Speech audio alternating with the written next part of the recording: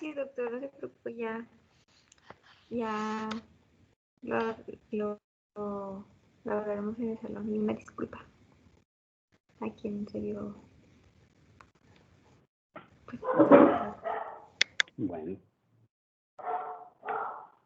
Muy bien. ¿Sí se ve la diapositiva, joven? Sí, doctor. Pues estamos ahorita ya para empezar con la clase.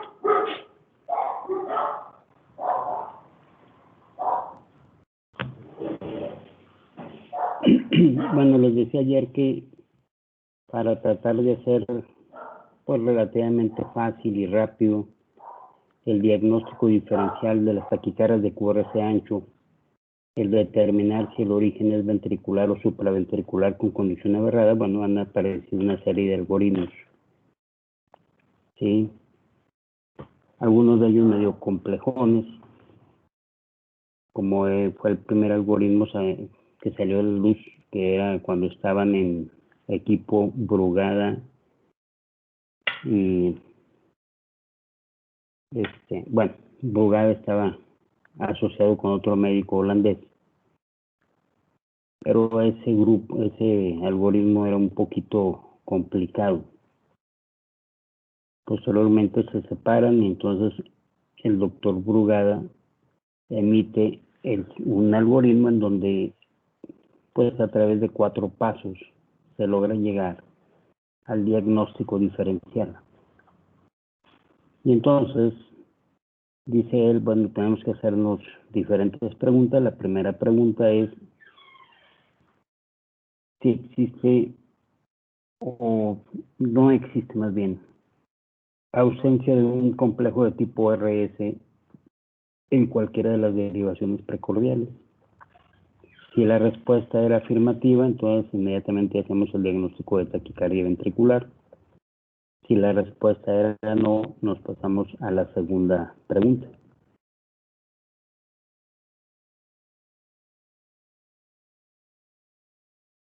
Más bajo o al nadir de la onda S mide más o 10 milisegundos en cualquiera de las derivaciones precordiales y la respuesta es sí, el diagnóstico es de taquicardia ventricular. Si la respuesta es no, pasamos a la siguiente pregunta. Y esto es, ¿existe disociación auriculoventricular? Es decir, un número diferente de ondas P y de complejos QRS, y siendo esto a favor del QRS más QRS que ondas P. Si la respuesta es sí, entonces el diagnóstico es de taquicardia ventricular.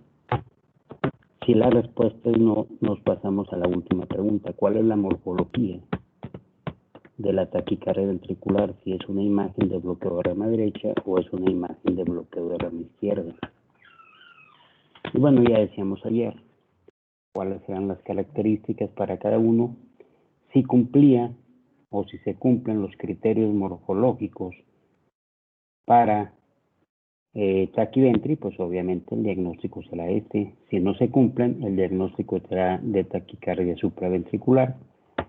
Y aquí ustedes ven las diferentes sensibilidades y especificidades de cada una de las preguntas. En conjunto, el algoritmo tiene una sensibilidad y una especificidad de alrededor de un 92 a un 93%. Como a alguna gente se le hacía pues medio complejo esto, entonces un grupo canadiense encabezado por el doctor Berecki, encabezado por el doctor Berecki, dice, bueno, olvidémonos del algoritmo de Brugada, entonces fijemos nuestra atención únicamente al comportamiento del QRS en la derivación ABR.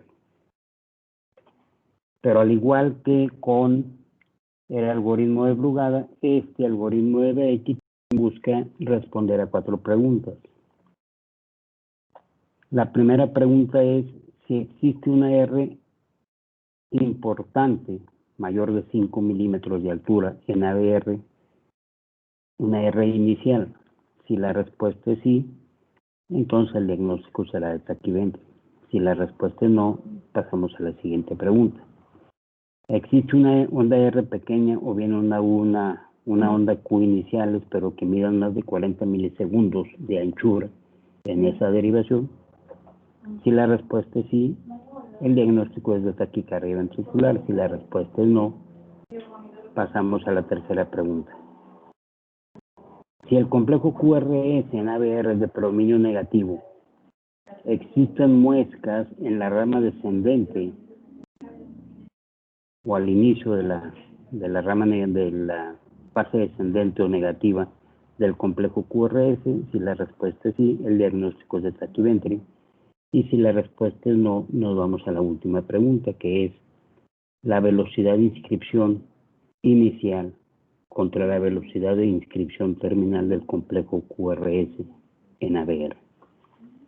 Si el resultado de la división es igual o menor a 1, el diagnóstico es de taquicardia ventricular. Si es mayor a 1, entonces el diagnóstico será de taquicardia supraventricular. Entonces este algoritmo pues obviamente es mucho más sencillo que el de Brugada. Y el último algoritmo que aparece es el algoritmo de Pava. En este única y exclusivamente nos fijamos en la deflexión intrinsecoide en D2. Si la deflexión intrinsecoide es igual o mayor a 55 milisegundos, entonces el diagnóstico será de taquicardia ventricular. Entonces, esos son los tres principales algoritmos que utilizamos en la clínica para hacer el diagnóstico diferencial entre una taquicardia ventricular y una taquicardia supraventricular con conducción aberrada, porque obviamente el manejo será muy diferente para uno y para otro. Doctor, ¿Mande? ¿puede repetir el último de la deflexión intrinsecoide? El de Pava. Sí. Una deflexión intrinsecoide en D2 igual o mayor a 55 milisegundos. Es decir, para fines prácticos, igual o mayor a 2 cuadritos y medio del papel del electro. ¿Sí? Sea el complejo positivo o negativo, ¿ok? Ese se conoce como algoritmo de Pava. ¿Hecho? Sí. Entonces les digo, esas son las principales taquicardias ventriculares monomórficas a las que se van a enfrentar, jóvenes. En relación a las taquicardias ventriculares polimórficas, decíamos ayer, bueno, lo que me interesa es que recuerden dos principalmente. Una es esta, la taquicardia ventricular helicoidal o en torsión de puntas, y la otra es la taquicardia bidireccional. En las dos hay mucha implicación o mucho efecto de drogas. ¿Ok? Todas las taquicardias ventriculares por helicoidales suelen ocurrir en pacientes con un intervalo QT prolongado. Y ya sabemos que la prolongación de este intervalo puede tener un origen congénito o bien un origen adquirido. Y en este último caso, habitualmente secundario a bradicardias acentuadas o bien por efecto de medicamentos que prolongan el QT, sobre todo los medicamentos de clase 1, 1A y los medicamentos de clase 3. Si ustedes recuerdan, entre los antiarrítmicos de clase 1A pues están la quinidina, la disopiramida, la pelocainamida y la asmalina. Esos son los principales. Entonces ellos tienen un efecto muy importante de proarritmia porque incrementan el QT. Y entre los del tipo 3, pues está el sotalol, está la amiodarona, como los principales. Y estos también me generan prolongación importante del QT. Sin embargo, a pesar de que la amiodarona me incrementa mucho el QT, este es un medicamento que raramente me genera taquicardias helicoidales. ¿Por qué? Porque el incremento del QT se da en forma homogénea en todas las capas celulares del ventrículo. Sabemos que desde el punto de vista histológico en el ventrículo hay tres tipos de capas celulares, las células endocárdicas, las células epicárdicas y las células mesocárdicas o células M. En la mayoría de los fármacos que me generan torsión de puntas, provocan una dispersión del intervalo QT porque incrementan en mayor cuantía la prolongación del QT o la duración del QT en las células M en relación al resto de las capas. La amiodarona no lo hace tanto así. La amiodarona me genera un incremento por igual en todas las capas y por lo tanto, aun y cuando hay aumento del QT, no me genera esa dispersión y por lo mismo es mucho menos probable que lleguen a una taquicardia ventricular helicoidal. Pero independientemente de cuando se prolonga el QT, lo ideal no es esperar a que el paciente me pueda presentar una taquicardia helicoidal. Vamos a quitarla inmediatamente. O sea, suspender el fármaco, pues. Entonces, desde el punto de vista electrocardiográfico, realmente es muy simple hacer el diagnóstico de una taquicardia ventricular helicoidal. Esta arritmia se va a caracterizar por salvas generalmente cortas, que duran entre 5 y 15 segundos, autolimitadas, de un ritmo ventricular muy rápido, que varía entre 150 y 300 latidos por minuto. Y aquí vamos a ver cambios progresivos y repetidos de la polaridad del QRS. Pareciera como si el complejo estuviera girando alrededor de su propio eje, por eso se le llama helicoidal. En ausencia de taquicardia, el ritmo de base ya habíamos dicho que generalmente es lento y suele presentar un intervalo QT largo. Y el primer complejo de la crisis es relativamente tardío, es decir, habitualmente tiene el primer complejo de la crisis un intervalo de acoplamiento tardío. Vean, cuando vemos esta taquicardia, difícilmente se nos olvida. Vean aquí un intervalo de acoplamiento largo y luego se genera una taquicardia ventricular helicoidal.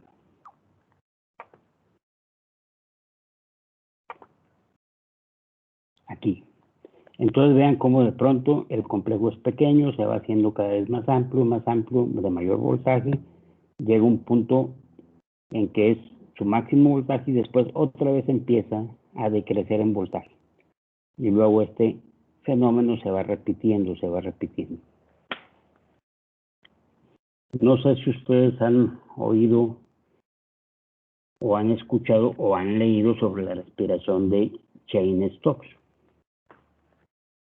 Esta respiración se da en ciertos problemas neurológicos o en pacientes con alguna falla cardíaca y su característica es que empieza con hipopnea, respiraciones poco profundas y poco a poco se van haciendo más profundas.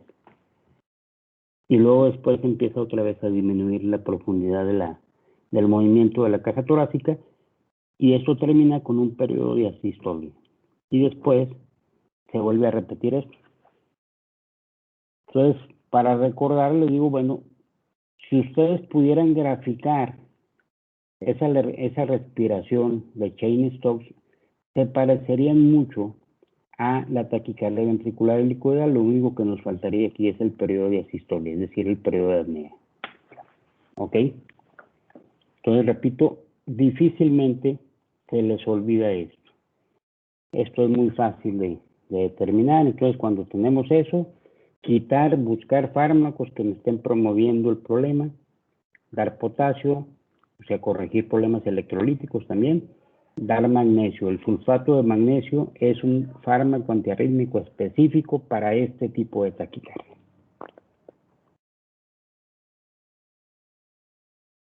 ¿Ok?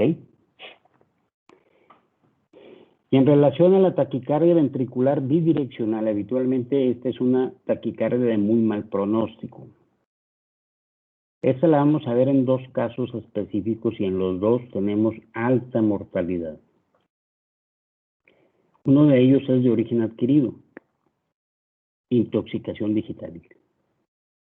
Y el otro de origen congénito, una canalopatía, pero una canalopatía en donde los canales que están sufriendo de mutación son los canales que se encargan de mantener el calcio dentro del retículo sarcoplásmico, es decir, la reanodina, los canales de reanodina. Entonces se mutan y hay una fuga de calcio en diástole del retículo sarcoplásmico hacia el exterior y eso me genera una taquicardia ventricular que se conoce como taquicardia ventricular polimórfica catecolaminérgica. Repito, estas dos tienen pronóstico malo, alta mortalidad. En relación a sus manifestaciones electrocardiográficas, bueno, básicamente su característica radica en el aspecto de los complejos ventriculares, los cuales van a alternar latido-latido en su forma y con frecuencia en su polaridad. Es decir, el eje del QRS en el plano frontal suele variar cerca de 180 grados de forma alternante. Por eso es que se conoce como taquicardia ventricular bidireccional, es decir, un latido se genera en un fascículo y el otro en el otro fascículo. ¿Sí? Entonces vean, esto abajo, para arriba, para abajo, para arriba. Entonces está alternando la polaridad, cambio 180 grados, latido a latido del eje del QRS. Y en este caso, pues no queda duda del origen, puesto que aquí tenemos la famosa cubeta distálica. Decíamos en relación a las arritmias dadas por intoxicación digitálica, básicamente son dos. La taquicardia auricular bloqueada y la taquicardia ventricular bidireccional. Entonces, cuando el paciente me hace taquicardia auricular bloqueada, jóvenes, hay que quitar inmediatamente el fármaco, hay que suspender inmediatamente la digoxina, administrar, si tenemos anticuerpos antidigital, si no los tenemos, podemos usar de primera instancia el KCL, y si no hay respuesta adecuada a esto, pues el siguiente fármaco a utilizar como preferencia o como segunda elección sería la DFH. La idea con esto es evitar que el paciente me llegue a la taquicardia ventricular bidireccional, porque prácticamente casi el 100% de los pacientes que llegan a este tipo de taquicardia se mueren. ¿Sí, jóvenes? Sí, doctor. Sí. ¿Doctor, puede repetir el tratamiento de segunda elección? ¿Segunda elección? Sí. DFH. Gracias. ¿Sí? Obviamente el KCL tenemos que verificar inmediatamente que el potasio no esté elevado. Si el potasio está bajo, el potasio inclusive está dentro de valores normales, inmediatamente primera elección DFH, digo KCL. Si el potasio está elevado, ahí entonces la primera elección sería DFH. En el resto de los casos, la DFH lo voy a usar exclusivamente para cuando no hubo respuesta a la administración de potasio. ¿Sí, jóvenes? Sí, doctor. Ok. Muy bien, doctor. No sé si tengan alguna pregunta.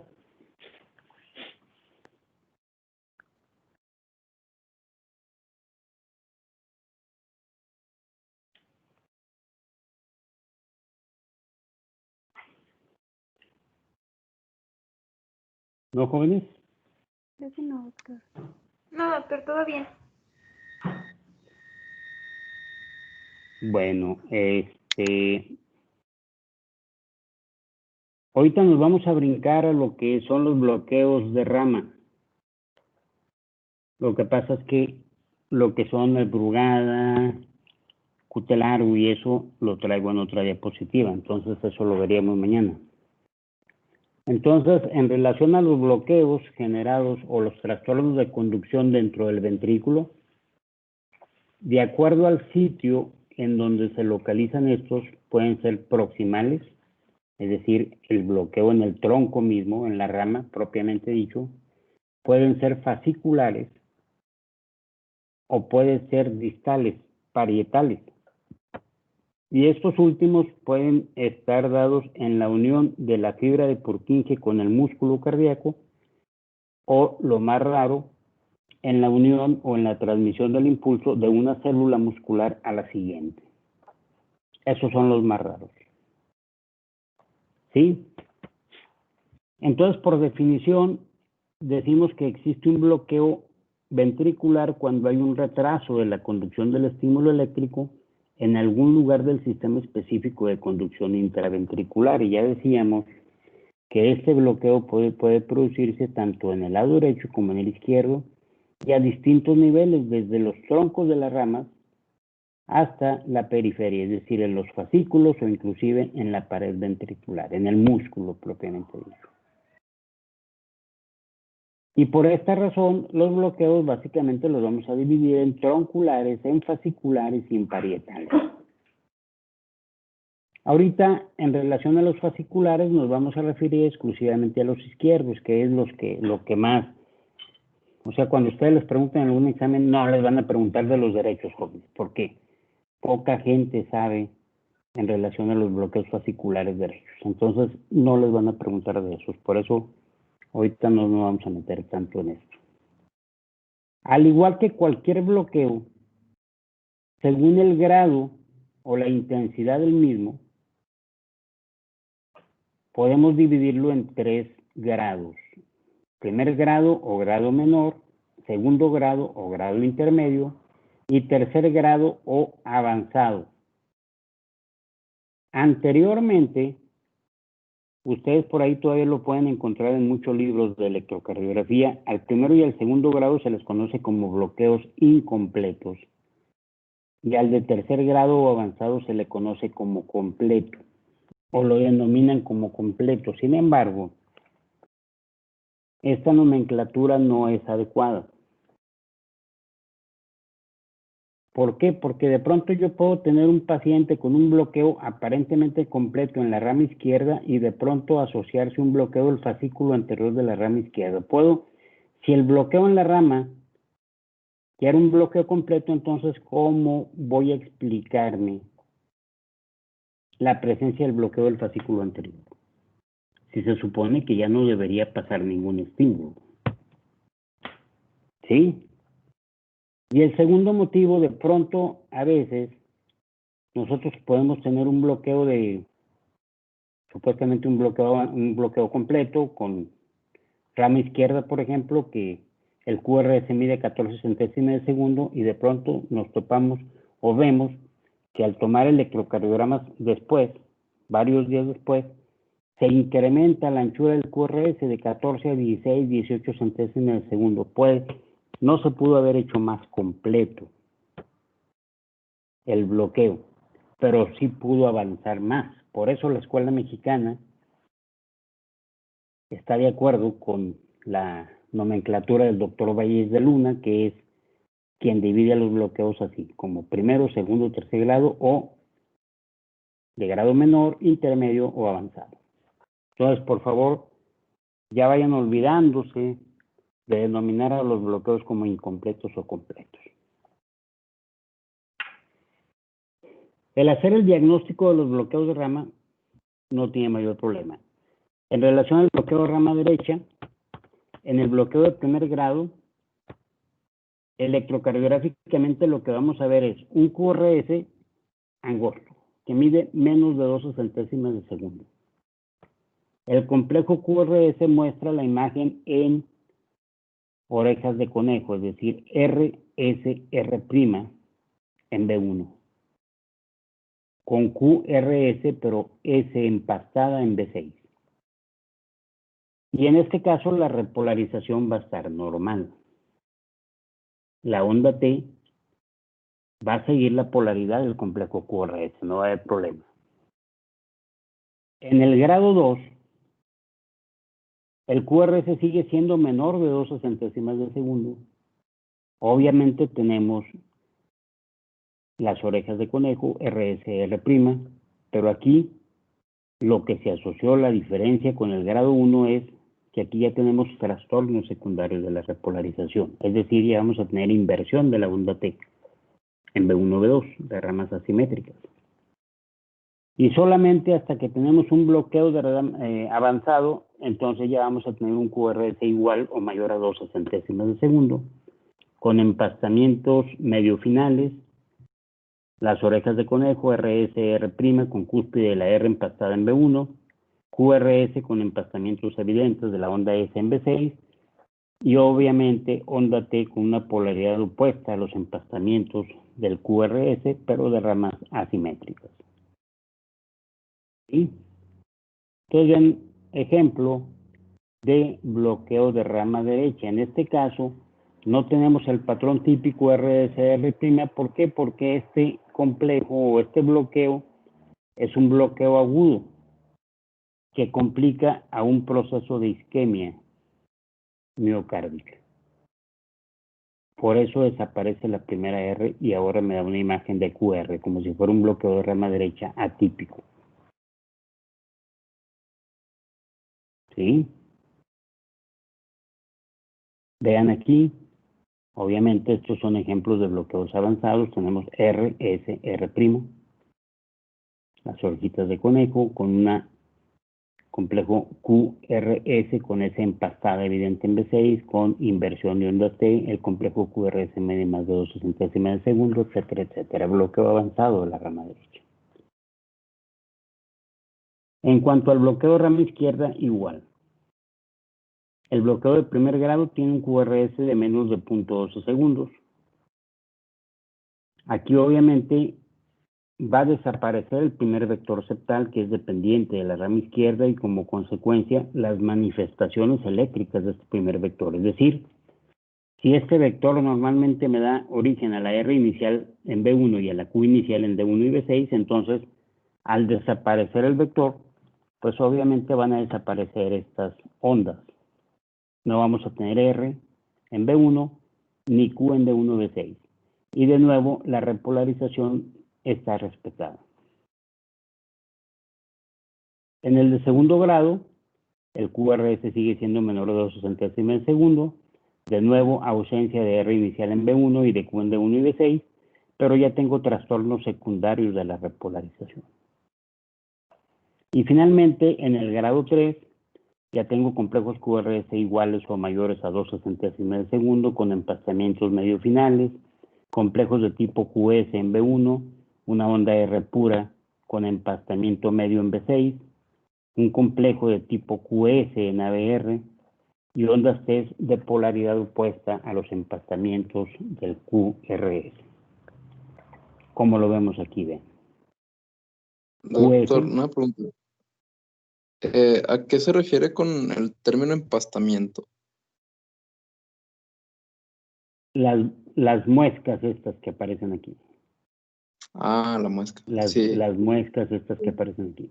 Ese es lo que llamamos, lo que llaman aquí los autores empastamientos. ¿Sí? Okay. Gracias. Entonces, si se fijan, bueno, aquí no tengo primer vector, aquí no tengo primer vector, entonces, ¿sí?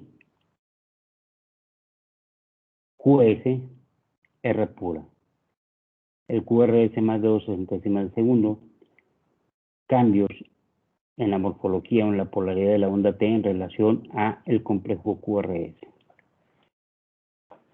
Ahora sabemos, sobre todo, por ejemplo, en pacientes que están con falla cardíaca, disfunción ventricular sistólica, con fracción de expulsión muy deprimida, abajo de 35%, en clase funcional 3 a 4, a pesar de un buen manejo médico para control o para mejoría de la frecuencia cardíaca, con un electrocardiograma que muestra un bloqueo de rama izquierda con un complejo QRS que mide más de 150 milisegundos. Sabemos que este bloqueo de rama izquierda con esa anchura me traduce a sincronías en la contractilidad de diferentes regiones del corazón. Entonces, pues para estos pacientes actualmente existe un tratamiento que se llama terapia de resincronización cardíaca, es decir, aplicamos un marcapaso con 3 electrodos, uno para aurícula derecha, uno para ventrículo derecho y el tercero habitualmente colocado a través del seno coronario para estimular el ventrículo izquierdo, y entonces lo que hacemos es estimular al mismo tiempo, o sea, sincronizar la contracción de los ventrículos derecho e izquierdo para que mejore el paciente clínicamente. Entonces, esto es parte de la importancia del bloqueo de rama izquierda. El poder determinar qué paciente puede estar con asincronías y por lo tanto qué paciente se beneficia de una terapia de resincronización. En relación al origen, las causas principales, bueno, puede ser isquémico o no isquémico, y básicamente los isquémicos se manifiestan en el electrocardiograma por complejos QRS no tan amplios, no tan grandes. Obviamente estos complejos tan grandosos que tenemos aquí me dicen que el origen de esto es una miocardiopatía dilatada de origen no isquémico. ¿Sí? Complejos QRS relativamente pequeños acá, muy grandotes acá, y negativos de B1 a B4 es la tríada electrocardiográfica para hacer el diagnóstico de miocardiopatía dilatada. Y la miocardiopatía dilatada se divide en isquémica y no isquémica, y repetimos, la diferenciación entre una y otra es los voltajes. Los no isquémicos me dan voltajes muy grandes. Los isquémicos, los voltajes me los dan más pequeñitos. Más o menos como estos. ¿Sí? Como aquí ven. Esto obviamente es un origen isquémico, a diferencia de esto, no isquémico. Vean el voltaje no tan grandote. ¿Sí, jóvenes?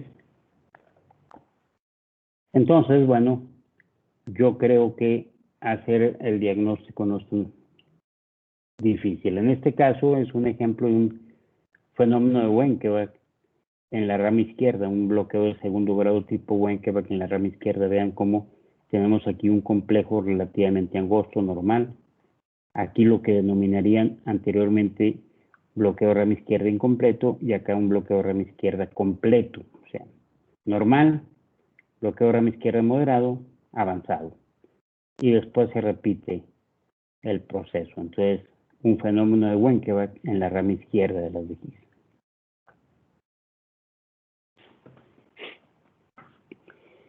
En cuanto a los fascículos, bueno, también otra cosa, en cualquier examen que les pongan siempre les van a preguntar exclusivamente de los fascículos de la rama izquierda y sobre todo los fascículos anterior y posterior. El cómo hacer un diagnóstico de un bloqueo fascicular septal, pues son criterios relativamente nuevos. Entonces el bloqueo del fascículo anterior se va a caracterizar básicamente por esto. Complejo QRS relativamente estrecho, menor a 0.02 de segundo, con un eje eléctrico desviado a la izquierda. Dependiendo del grado de desviación, nosotros vamos a determinar la severidad del bloqueo.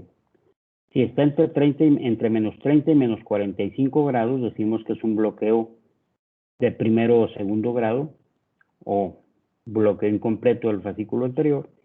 Si está más allá de menos 45 grados, hablaremos de un bloqueo avanzado del fascículo anterior o bloqueo completo. Pero la característica va a ser esto importante. Vamos a tener una deflexión intrínsecoide de L mayor a la deflexión intrínsecoide de BF. ¿Sí? ¿Cómo hacemos el diagnóstico rápidamente? Pues muy sencillo. Porque ABL empieza habitualmente con una Q. El complejo QRS en ABL es de tipo QR, mientras que el complejo en BF es de tipo R pequeña, S profunda. Entonces, obviamente con esto nosotros ya sabemos, al empezar ABL generalmente con una Q, pues automáticamente sabemos que la deflexión intrínseca en esta derivación es mayor que en esta. Ya sabemos que esta derivación es despolarizada por el fascículo anterior y esta por el fascículo posterior. Entonces, si tenemos esa morfología QR en BL, R pequeña, S profunda en BF, automáticamente pensamos en un bloqueo del fascículo anterior. Nos vamos a ver el eje eléctrico para determinar la severidad del bloqueo. Si el eje eléctrico está entre menos 30 y menos 45, decimos que es un bloqueo de primero o segundo grado o bloqueo incompleto. Si está más allá de menos 45 grados, es un bloqueo de tercer grado o bloqueo completo. ¿Jóvenes? En cuanto al fascículo posterior, al bloqueo fascicular posterior, bueno, desde el punto de vista electrocardiográfico se va a caracterizar porque el complejo QRS mide menos de 2/60 de segundo. El eje eléctrico en este caso está desviado a la derecha entre más 90 y más 140 grados. Y ahora va a ser exactamente lo contrario. La deflexión intrínsecoide va a ser mayor en BF que en BL. Es decir, ahora el complejo de tipo QR lo voy a tener en BF y el complejo R minúscula S profunda lo voy a tener en BL. Como ven aquí, vean. R pequeña S profunda y acá tengo QR. Obviamente este tarda más tiempo en llegar acá que este en llegar aquí. Y el eje eléctrico en este caso está a 120 grados. Vea, el complejo más grande está en T3. Y como es positivo, pues decimos que está hacia más 120 grados. ¿Sí, jóvenes? Sí, Sí.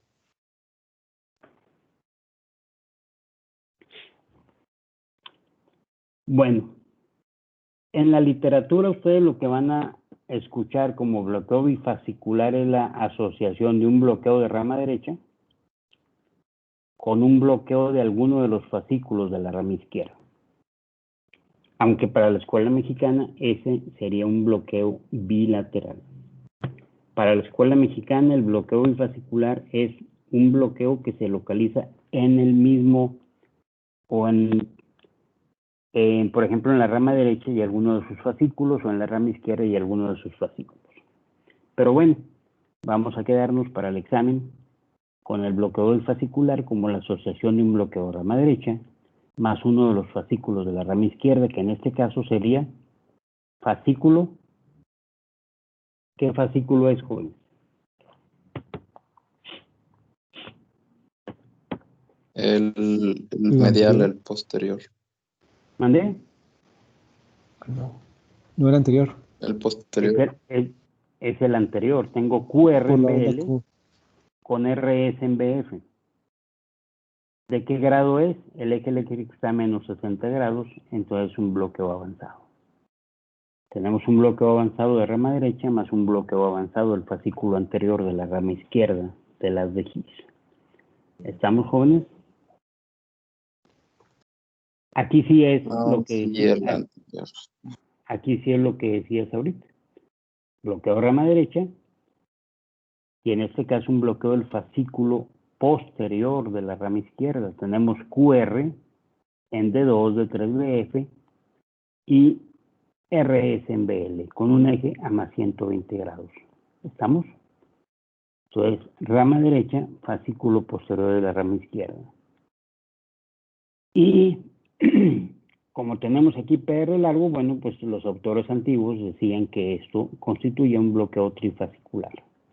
Rama derecha, fascículo posterior, más un bloqueo AB de primer grado. Sin embargo, ahora sabemos que la mayoría de los bloqueos auriculoventriculares están en el nodo y por lo tanto no se pueden denominar como tal, como trifascicular.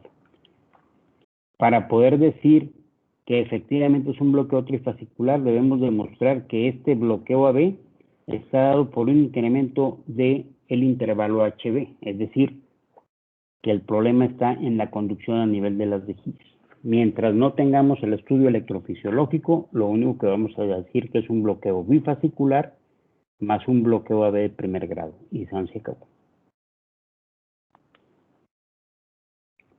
Aquí aparentemente, según este autor, de nuevo, bloqueo de rama derecha, en este caso un bloqueo del fascículo anterior de la rama izquierda y aparentemente un bloqueo, bueno, no aparentemente, un bloqueo AB de primer grado y ellos lo denominaban como trifascicular, pero repetimos, como nosotros los debemos clasificar, es como rama derecha, fascículo anterior, es decir, bifascicular, más bloqueo AB de primer grado.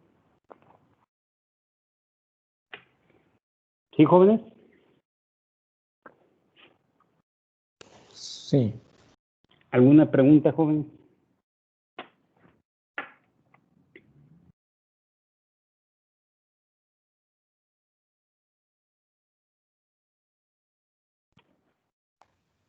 Creo que no, doctor. ¿No? Bueno, entonces si no hay preguntas, el día de hoy le dejamos aquí, jóvenes. Mañana platicamos algo de los, sobre todo de los canalopatías, y después de ello hablamos en relación a los marcapasos, y con esto prácticamente terminaríamos lo que ustedes deben conocer de electrocardiografía, jóvenes. Muy bien, doctor. Acabando eso ya sigue lo de los estudios, ¿verdad? Mande, perdón. Acabando esto ya siguen los estudios, bueno, lo de resonancia y TAC. Sí, sería radiografía de tórax, o sea, la serie cardíaca, joven. Sí, y luego lo que es la tomografía, lo que es la resonancia magnética, ecocardiograma, básicamente. Ok. Y ya terminando con eso, empezamos ya con patología, falla cardíaca, etcétera, etcétera. Ya empezamos a ver parte de la clínica, jóvenes. ¿Hecho? Muy bien, doctor. Muy bien, jóvenes. Gracias. Pues hasta Gracias. mañana. Entonces, que Adiós, no, gracias. nada, estén bien. Gracias, doctor. Igualmente. Igualmente. Igualmente, doctor, hasta mañana. Mañana.